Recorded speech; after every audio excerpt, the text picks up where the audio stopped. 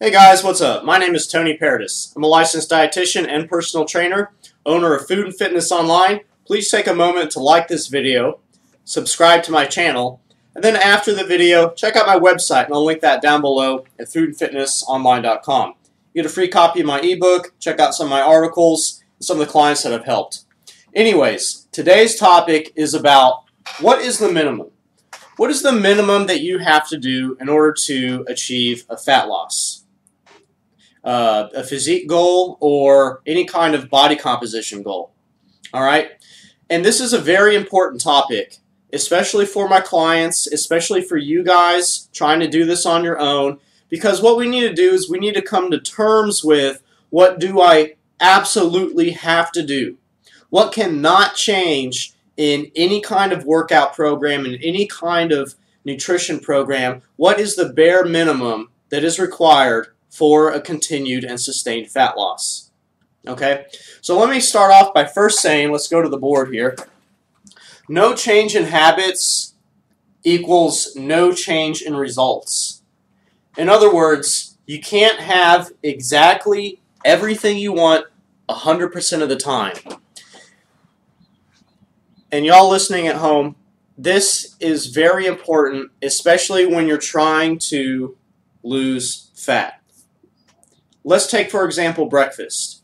You know, if you're trying to change your eating habits with your breakfast, and you normally eat a bowl of cereal and then go get a Starbucks Frappuccino with extra chocolate sauce, okay? I understand that that may be your favorite thing to have, that nothing tastes better than cereal, okay? Nothing tastes better than your Cocoa Pebbles with whole milk and only the full fat with double chocolate Frappuccino at Starbucks. I get that. It tastes good. But you have to make a decision whether or not you're going to work toward your fat loss goals and make some sacrifices, or if you're just going to have exactly what you want 100% of the time and never compromise on it. Okay?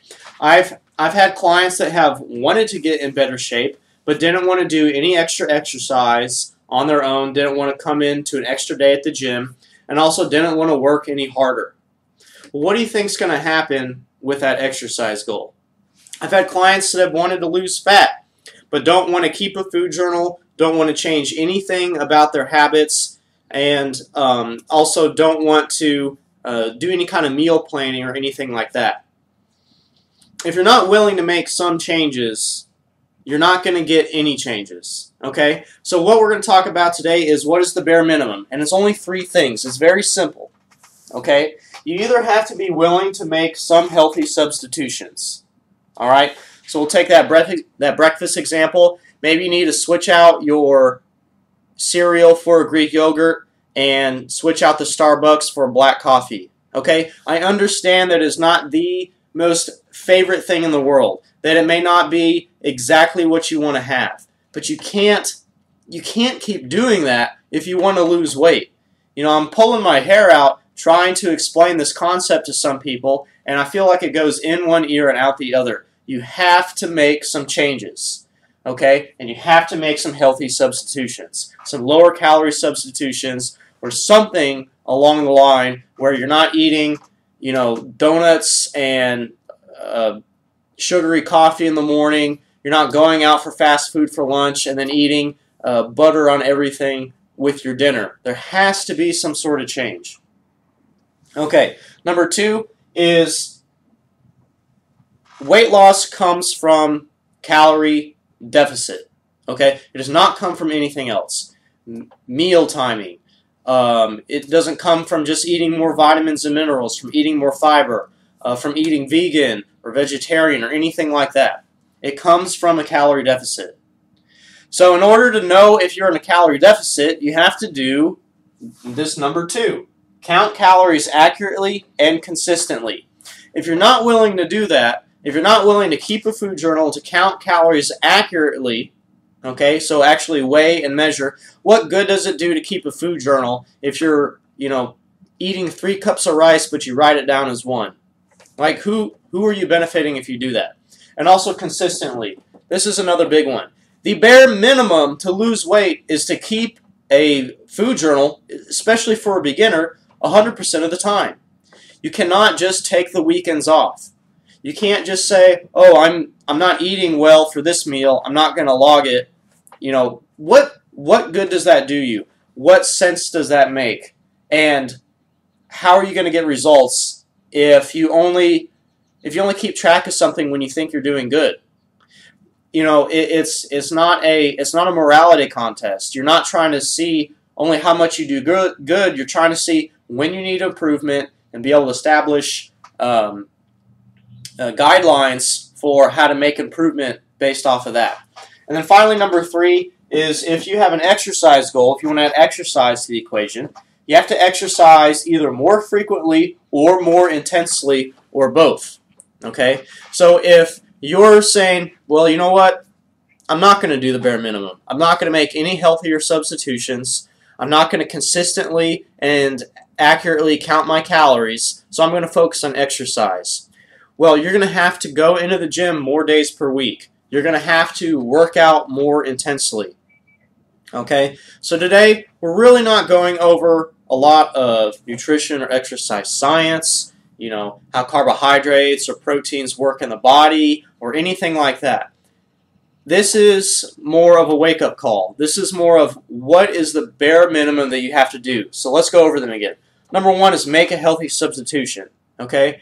I'm sorry if you don't like black coffee, but guess what? If you continue to drink 300 calories a day from a sugary coffee drink, or I understand that Diet Dr. Pepper does not taste as wonderfully good as regular Dr. Pepper.